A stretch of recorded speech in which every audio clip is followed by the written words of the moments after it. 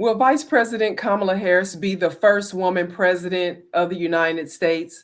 She racked up lots of endorsements and raised more than $100 million in the first week of her campaign. More volunteers signed up in the first week than any other presidential campaign in history. Now, some people said they will vote for Harris just because she's a woman. Others are holding off on their commitment to Kamala because they want to understand more about her commitment to them.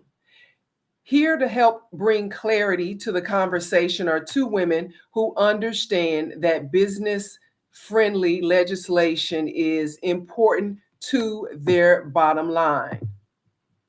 First, we have Miss Valerie Monday, a professor, a professional engineer. She's the owner of New City Infrastructure Incorporated, a national engineering firm. And she's also the public works director for the historic town of Eatonville, Florida, the first incorporated Black municipality in the United States, established in 1887. Miss Mundy serves as on several national boards, including the National Association of Black Women in Construction and the Airport Minority Advisory Council. We want to welcome Miss Monday to the call. We also have Deborah K. Thompson. Ms. Thompson is the owner of DKT Consultants in Jacksonville. Also, she has more than 30 years experience as a political activist. Welcome to the conversation, ladies. Now, thank you for having us. Yeah, I just want to make sure I can hear everyone. And we also are live streaming on several platforms. So we will be watching our chat as we move forward. But before we move forward, I want to go ahead and start the Instagram. We also are live on Instagram as well. So now, as soon as President Joe Biden said he was ending his reelection campaign and endorsed his vice president for POTUS, I started to see a lot of "I'm with her" and other bandwagon posts all over social media.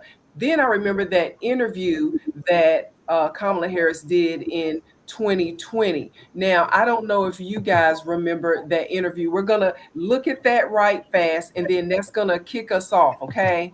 Okay. Stand by.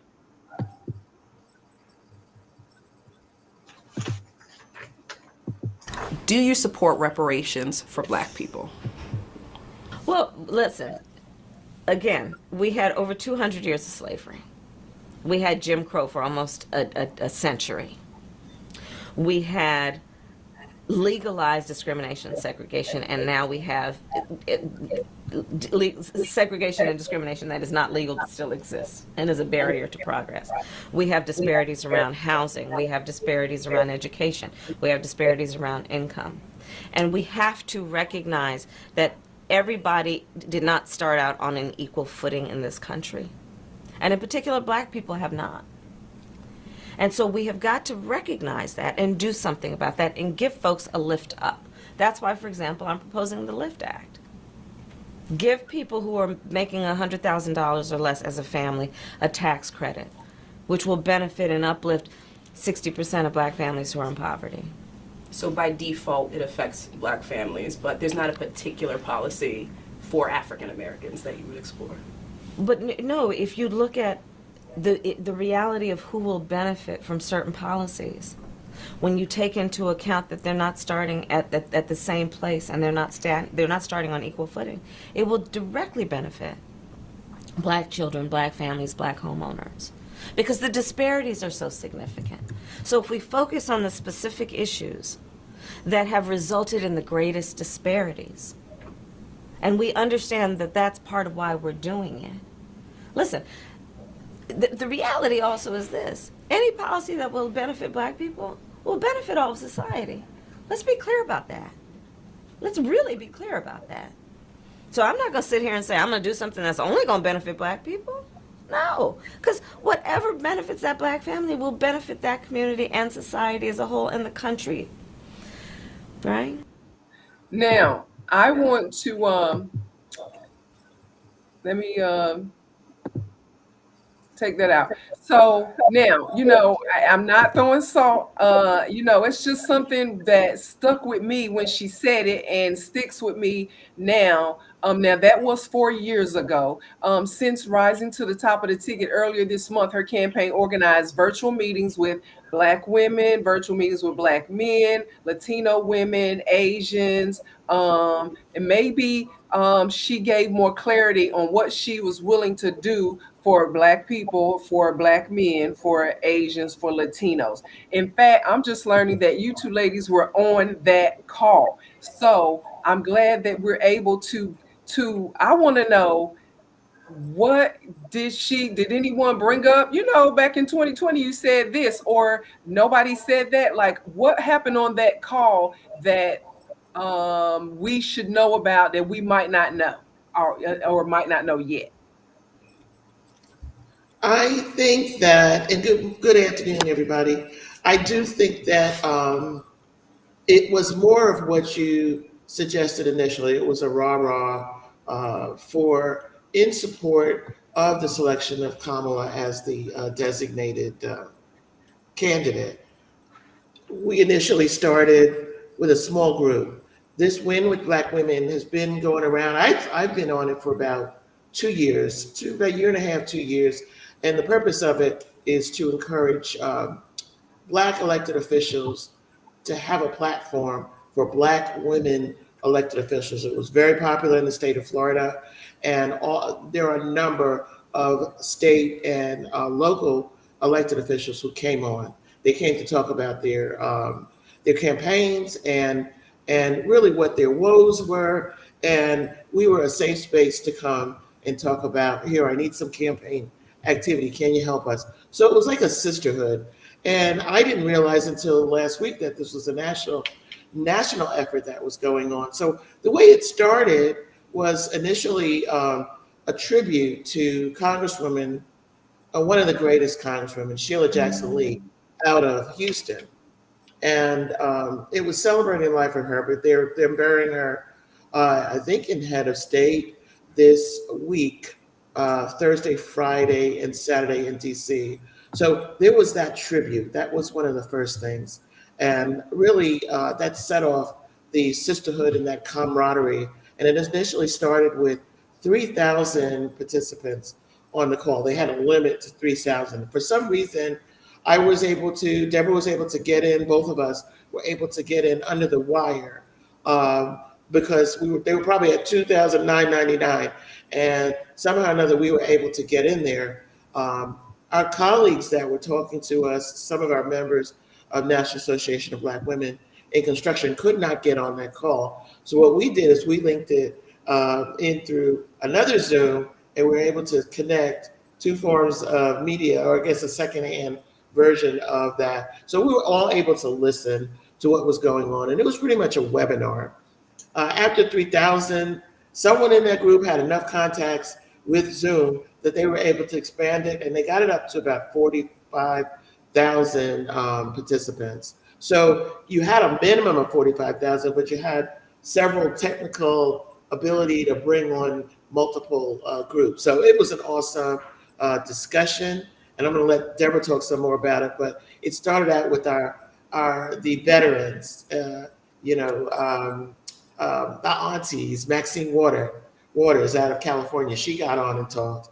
And then we had Jasmine Crockett, the freshman congresswoman who's on fire right now. She got on and talked. They were all advocating for this decision. They talked about what they thought about the whole process with Biden not initially making that announcement. They talked about how they felt. There was anger at first, and then it subsided. And there were a lot of great conversations about that. We also had some congresswomen. There was one out of California who pretty much said, "I'm about the people. I'm about making economic development in our communities." And she kept talking. There were many, but they were all in support of Harris. And then Star Jones got on, and she talked about her advocacy, and really was the rah-rah about the fundraising, and talked about give me what you can. So that started that momentum. And then Jennifer Lewis got on, and she's a firecracker all the time. And she got on and sang a song about conflict. So that was the theme and the tone of the discussion. Deborah was there as also. I don't know what you got, Deborah. So, yeah, but before you go, Deborah, so from what I'm understanding, it was more of, you said, informational, webinar-ish. So if you had questions, like I have questions and hopefully others have questions that they want to ask or get answered, there wasn't really a lot of, this is my platform and this is what I'm going to do. And so there wasn't any of that. No, the speakers were essentially on a separate line. And so they were able to talk. So they must have structured it such that they were on the Zoom line. The rest of us were pretty much listeners. I think there was a question component in a chat. Okay, so Ms. Thompson, what was your takeaway from being a part of the Kamala Harris Black Women's virtual meeting? Did you expect to get some answers, clarification? Because you have a lot of political experience with working with different factions of people. What was your takeaway from being on that call last week? Well, I'd really just like to thank you, Stephanie, for allowing us to come in and share our views with what you thought. To go back to the 2020 video, I think that Kamala Harris is a very well-trained and experienced legislator, and that her answers during the time that she was interviewed were on cue, because I've worked with a congresswoman. I know they have to be very strategic in how they approach and get support for whatever issues and whatever activities that they would like to support or have supported. Because we must still remember that even as Democrats, as Black women, and as legislators, that we're in the minority a lot of times on the issues that we take up. The issue of reparations, I think, is a good one. I think that there have been some states that have come forward, and California has been one of them, to start initiating some of those reparations. Reparations not only for Black folk, which is long overdue, and some of this has been on the books and just has not gone to the point of being executed by some of these states. There have been reparations for the Aleuts and the community of Indians that are in our states and the various states in the western and midwestern portion of our country, who are already through their state legislature receiving a certain amount of money for just being in that state and being a citizen and resident of certain states and counties. And I don't think that sometimes on the East Coast we know that. Sometimes in the southern states we may not know that. But they may not call them reparations, but there has been some type of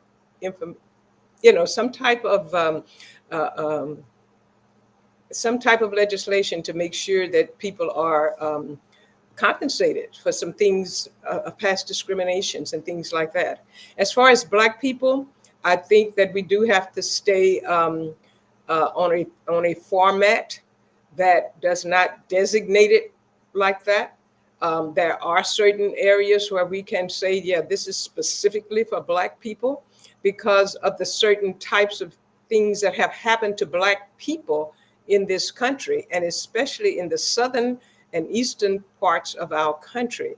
That slavery was, it was targeted at the African. And that is something that as Black people, we need to make sure that we understand. Although some of the slaves came from various parts of the country into the United States, but they were brought here specifically to set up an economic system that would build a country and build a country on free labor. So that free labor has elevated now to workforce development and things like that. I think we just need to make sure that that piece is in there in any piece of legislation where we talk about workforce development and training programs to get people up. But we also have to upgrade the types of trades and things that are being pushed forward now. It's not just the construction trades. It's a portion of energy, things that have to do with remediation. There are some very technical engineering kinds of things that we need to be aware of.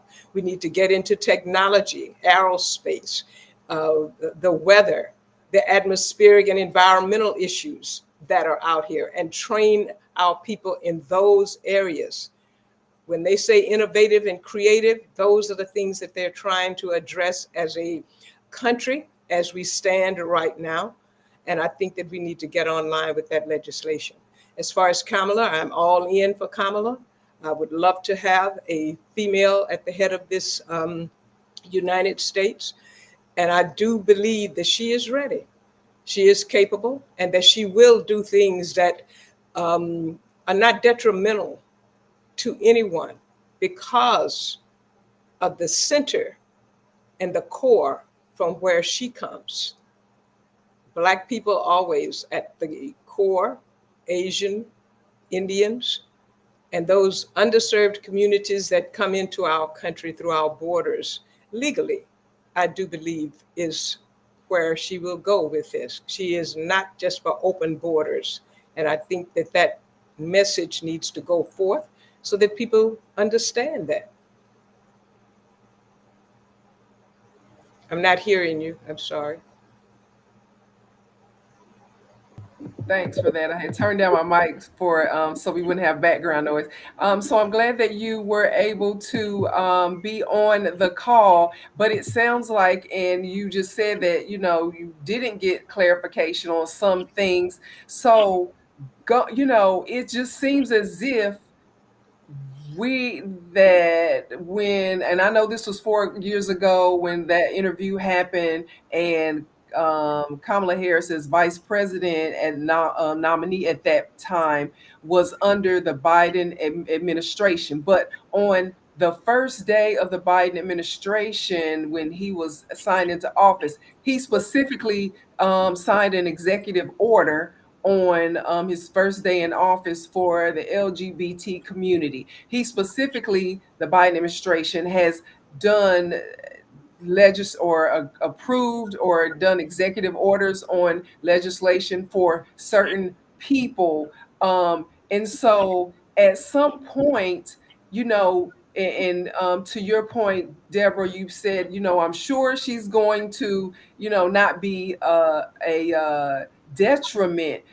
But until she says, or until there is an agreement, I think back to South Carolina Congressman Clyburn. Remember when he did all of he could to get nominee Joe Biden at that time ahead in the polls, and the last stop on the vote was in South Carolina, and then that essentially got Biden the delegates that he needed, or the votes that he needed to go to be the presumptive nominee at that time. Then after the election, apparently there was some discrepancy on what Clyburn expected Biden to do versus what Biden did. Why? In my opinion, because there was no agreement. There was no reciprocity put forth in the beginning to say, look, if I do this for you, if I get people to vote for you, this is what we expect in return. I think we get caught up in the symbolism, the wave of, oh, we're going to beat this person. We're running away from somebody, not getting clarity on who we're running to. And so I don't want for us to do that today, because I feel like we're in a unique position with someone who we hope would not be detrimental. We hope would be not just not detrimental, but would be advantageous for us. But until they say it, until we agree, and they agree and we have an agreement, we really don't know what's going to happen. When can we, I feel like I'm getting into word salad, but do you understand what I'm saying when I'm saying this?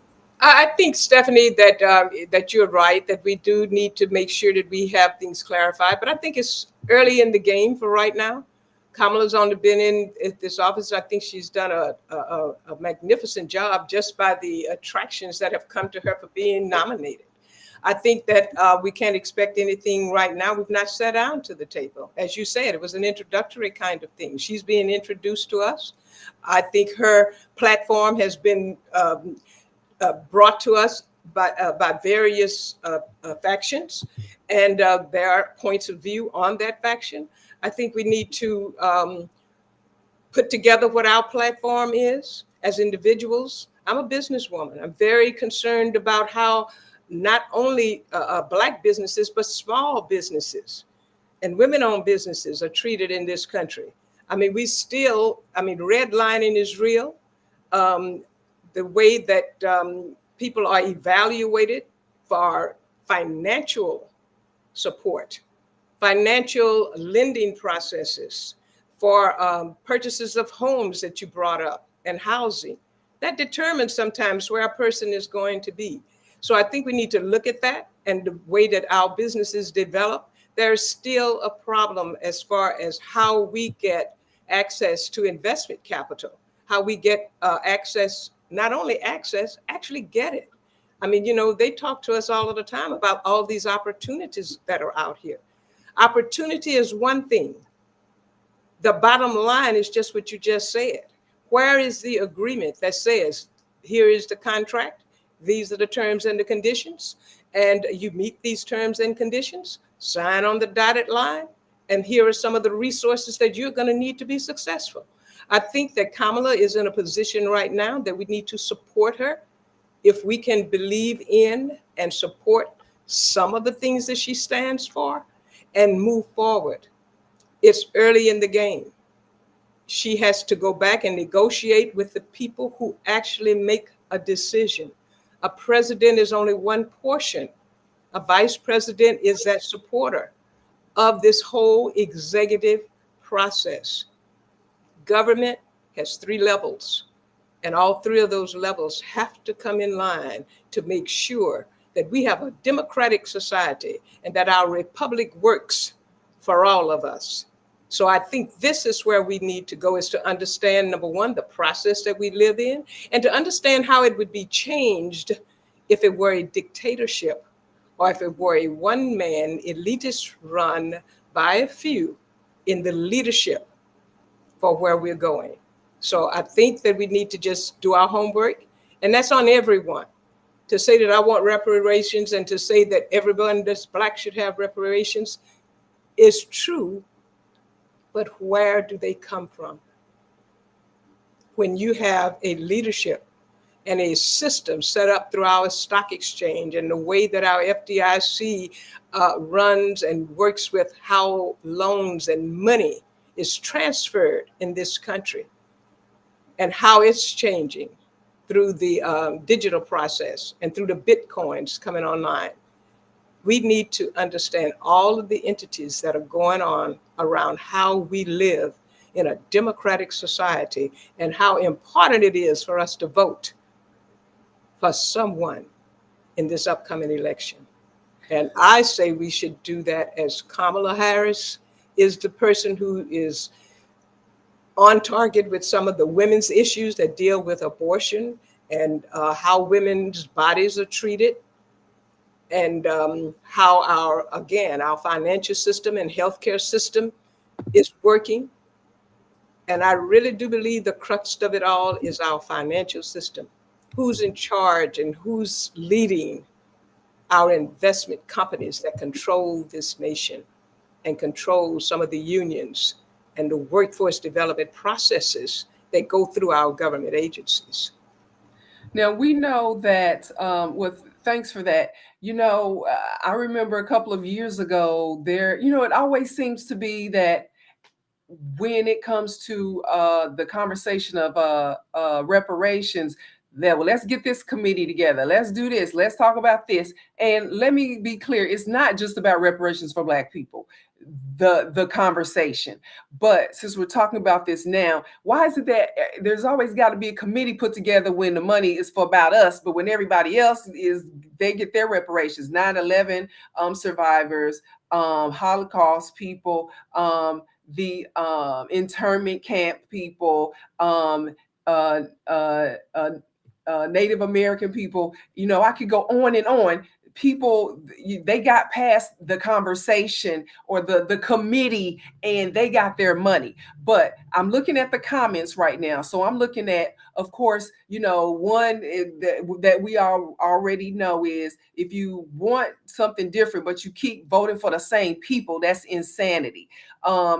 People, and then I'm looking at, don't vote for a person's skin color, vote for a person's policies.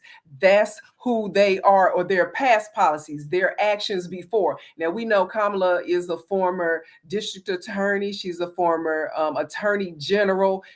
She's a law enforcement type person. What do we expect from her more so than what she says she's going to do? What has she done? What did she do when she was in charge in those instances?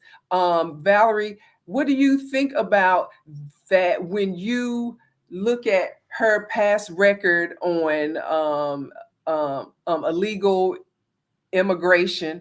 I know this was kind of one of the sections of the Biden administration that President Biden put the Vice President Harris in charge of, the border issues. So when you look at what she handled in the past, whether it was in California or whether it was as vice president, do you feel hopeful on what she will do?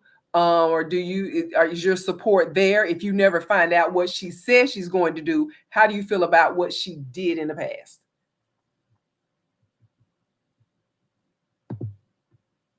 Us get amnesia. About a week and a half ago, I think that there's a full-on assault to American people by the Trump administration and that Project 2025. I think there was a fear, there was a dark cloud over the country when 2025 came out. It's not just about an assault on Black folks. It was a major assault on women.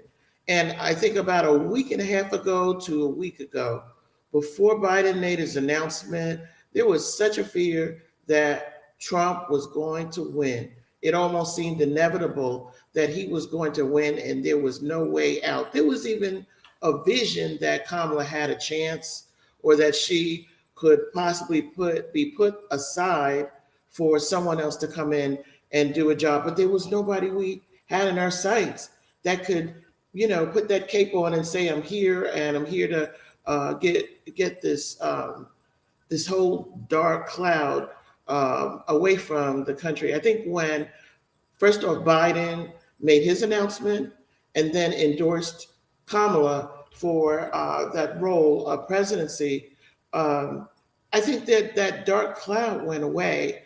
And what we ended up feeling was hopeful. I don't think there was a specific concern, but it's a growing concern that is mounted this week. Okay, what is Kamala going to do now? I think what she's serving right now is as a formidable opponent to what we thought was inevitable. And I think that first off, she's a figurehead. She doesn't. She may be perceived to be running the government, but you got 3 branches of government. And the arc was turned towards the full control of Trump controlling all 3 branches. That's the judicial, the legislative. We already lost, and I say we, the Democratic Party only controlled the Senate, doesn't control, and really by a mere margin. The Republicans controlled the House. And then you had the judicial that was being controlled by the Republican government. So what happened, the full arc was turning full conservative towards and against any policies that we could possibly consider in the future. So what we're now saying is that instead of that full arc okay, we want to make a full 180 and have all these things that we needed, when you need all three branches of government to be able to do what's needed to even push forward reparations. And so I really believed that Biden would have been the one who was closest in the position to push reparations. But he needed the judicial branch, he needed the House to be able to have that all happen. So I don't think this executive branch, one person, is going to control the whole politics of the United States. And I think we need to look at the nuances that we need to be discussing. And I don't know if we have time, but I sure would love to talk about nuances that we should be doing moving forward. And so, speaking of time, Deborah, I know that you on a short time leash today, so we appreciate you stopping in. If you have to go, we will certainly understand. And I thank everyone in the chat for your comments, because it does seem, people are engaged, and I guess, engaged in the fact that they are thinking on it.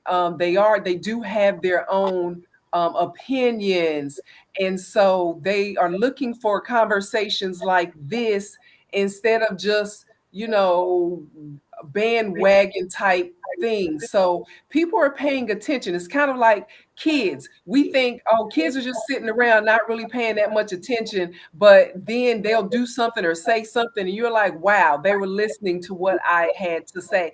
So I appreciate that. Now, we mentioned Project 2025. I was looking at something the other day, and probably if we're all engaged in the process of politics, we know that there was a shift that happened where a lot of state legislatures are coming up with their own state bills to do what they were unable to do on the national level in Congress. So it was akin to the going through the back door because you couldn't go through the front door. And so I think the 20 project, the name Project 2025 was changed most recently. It was before that, it was called Southern Manifesto. So Southern Manifesto is the grandfather of Project 2025. And in that piece of what is that? In their thesis, then their information, whoever, the Heritage Foundation, these people already are maybe stepping their way towards doing things that they want done or undoing things that they want undone.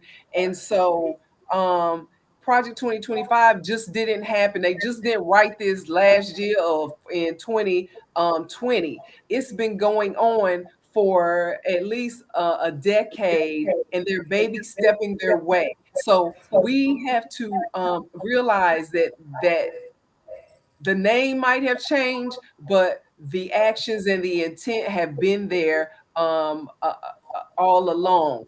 And I do understand that sometimes people just vote on, most people maybe vote because of fear, or vote because, oh, I don't want that to happen, so let me move. It's like you really don't, you might hear things going on in your car that tells you there's a problem in my car, but until it breaks down or it potentially will leave you on the side of the road, you really don't make any changes in what you're doing. So I get it, but where do we go from here? When do you think the debate, if it happens, that will be what we need to hear? What Kamala's platform is on illegal immigration, on the Green New Deal, on fracking, on these things that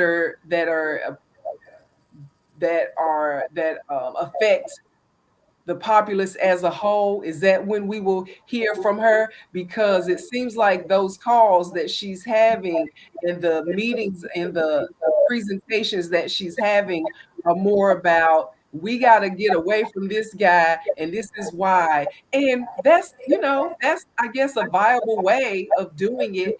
but there's only maybe a couple of things that she's hit on, but there's more to it than meets the eye. Well, one thing that we do know is Social Security. We know their position on Social Security. All of us, this benefits our children, this benefits our grandchildren. All of us know if you take Social Security away, what will happen. We're talking about women's rights, and we're talking about climate change. Those are the things that are going to affect our the future and our offspring. So I think those are things that we really need to be clear that the Trump policies are working against. Deborah, what were we saying? Yeah, I'm sorry, Valerie. I just wanted to recap on a couple of things, and I did get someone who questioned my bringing up the FDIC. I don't know if people really understand. There are lots of things that go into making up our communities. And insurance companies and investment companies are very important to the financing, to the insuring, and whether or not a property is going to be appraised at a certain value. So there are lots of things that are going into the making of what has to go on here. I think Kamala has a very big job in front of her, but I do think that she is prepared for it. Some of the things that we're talking about now are just a minute piece of what has to happen. But there are lots of things that we need to be thinking about. I think that we need to look at the things that we are using most. Which are those that we depend on for the federal government, and which of those that we can actually do for ourselves? How can we survive in a community that has climate change and environmental issues that are being addressed at this time for past contamination? I mean, some of the things and some of the joys that we've had with our utilities and our heating and cooling of our homes and buildings, big buildings, have been polluting the air. And someone brought that up. So I just want you to all know that there are lots of things that are going on. Our whole planet is at stake. And the United States, I think, is the greatest country in the world. I do think that there are some things that have to be corrected or be changed. And I think that all of us have a part of that. I think that we need to say to the community and for people that if you're a resident and that you're a voting member of this society, that you need to use that vote however you should. We need to measure these votes on whatever side that they're on so that we know and understand where people are. This is the only society that you will have to do that. Other democracies are changing and under attack. So if they are under attack in other areas and they're not as strong as ours, if we tear down the core of a democracy, we'll have a problem worldwide.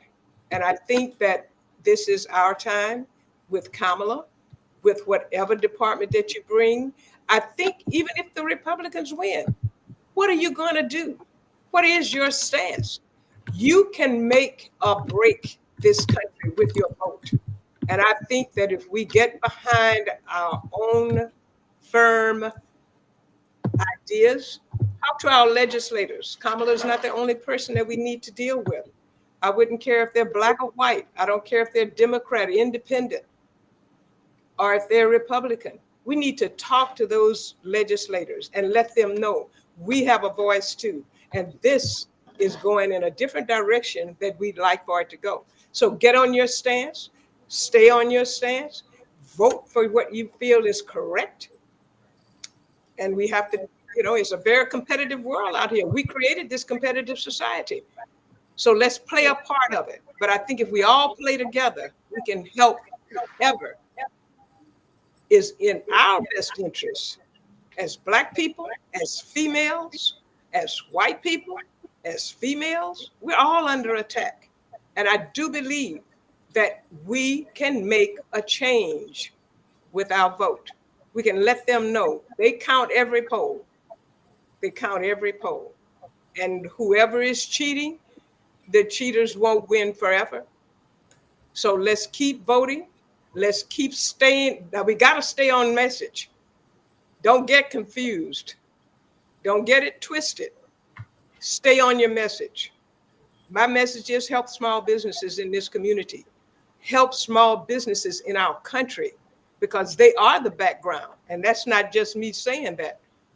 Our individual, self-employed individuals take care of themselves, and we need to help them set up a criteria and system to succeed in this country, because we will not have that chance if it is a dictatorship or if we fall into the hands of other countries that do not respect individual rights.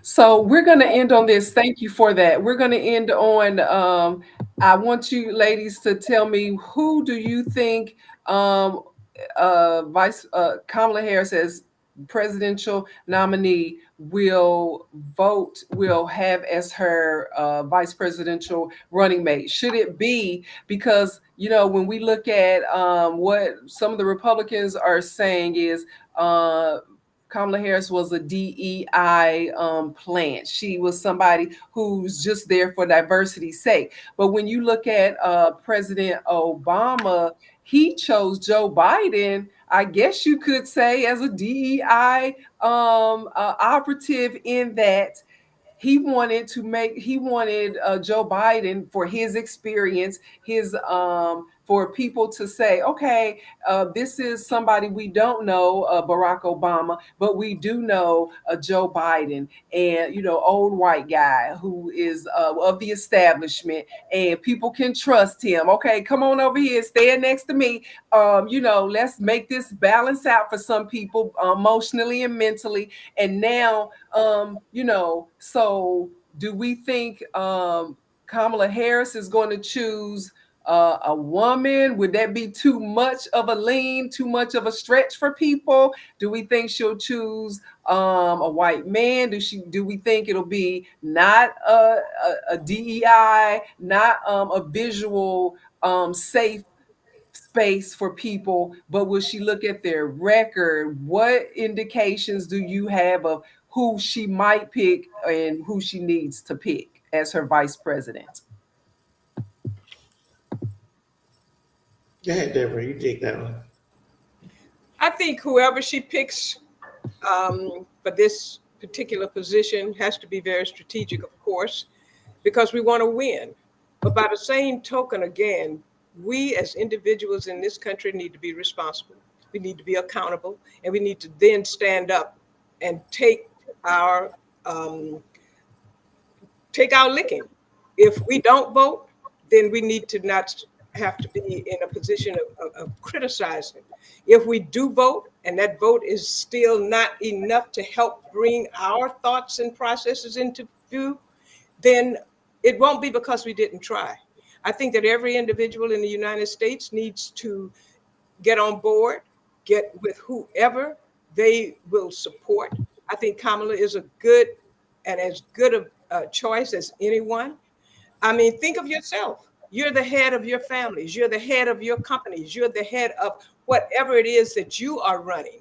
So take care of yourself. And if you do that, I think you'll make anybody's job easier or hard. If it's going to be in a position that you don't or you can't buy into, then you need to make sure that your voice is heard. At least you would have stood up, be responsible, be accountable, and help the individuals that you want to put in place at the national, local, and state levels. Stop the narrative, or at least attack it in the position that you believe is in your best interest, the best interest of your family, your friends, and the people that you represent, if you represent any people. We may be out here all by ourselves. So I think that we need to just take responsibility and move forward economically, in housing, healthcare, Social Security wise. Pensions are under attack. Be very careful what you ask for, because you just might get it. Well, I'd like to say one final thing. Do I have a minute? Sure.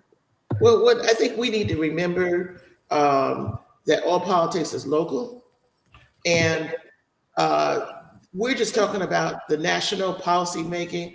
But if you need something some assistance from your federal government, you go in, whoever, regardless if it's Republican or Democrat, you go to your local congressional office. They're all in everyone's town. You go to that congressional office. You make that appointment, and you make sure that they help you maneuver through anything you need. And regardless of Democrat or Republican, sometimes Republicans get you further along in what you need in a local perspective than you may be able to get with your Democrats. So we have to forget these people work for us. And that's how we can really affect changes in our community, is to make sure they're working for us and use them as we need to. We've got to get rid of all fear and remember where they are and what they're supposed to be doing.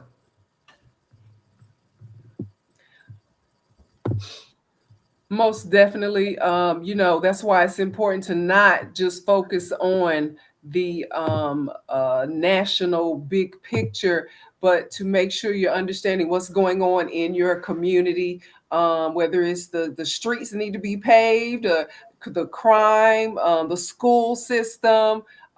We all have a part a role that we play, and our tax dollars are going towards it, so we might as well pay it attention, because they're using our money to do that. So, we can't go over everything. I do welcome you. Let's come back, ladies, and maybe we'll have a few more people after the debate, if it happens, between Kamala Harris and Donald Trump.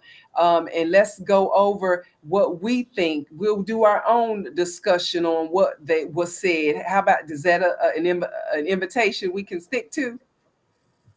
That sounds good. I think it is. I think it would be great to see that and make sure that we do this before the election and maybe right after the convention, to see how that all plays out, because that is going to be quite a show. And we just need to make sure that we're a part of the show. All right. So get into the act. It's the old salesman. Get the customer into the act. Let's get in the act. All right. Well, I appreciate your time, and look forward to the conversations. And I'm sure we got a few comments, and so people are asking questions, and they do have their opinions. So thank you again to the people who commented, and just want to say thank you, guys. I hope you have a good week ahead, and we'll keep in touch. Thank you for including us. No problem. All righty. And we want to especially thank you, the social media viewers, for coming in and giving us your opinion, because that's what matters. So let's see. So which one do we want to vote? Which one do we want to vote for again? And you know what? I'm not really here to tell you do vote for somebody or don't vote for somebody. I just want us to ask questions, be inquisitive, because I think it's too much of bandwagon, oh, she's this, or oh, he's that, and we don't really understand the politics of what's going on. And I just think if we did more of asking questions and listening to what people say, and as someone mentioned in the chat, not just what they say they're going to do, but what have you done? What did you do? Because that's who you are, what you did already. And so I think that's important for us to pay attention, and not just go with the flow of the parade. Just don't hop on the parade. That's my hope. So to find out more about the things that I care about, you can go to the written version of my journal. That's at EUR Web. You can also follow me on Facebook, Instagram, and Twitter at TCB Steff. Thank you so much.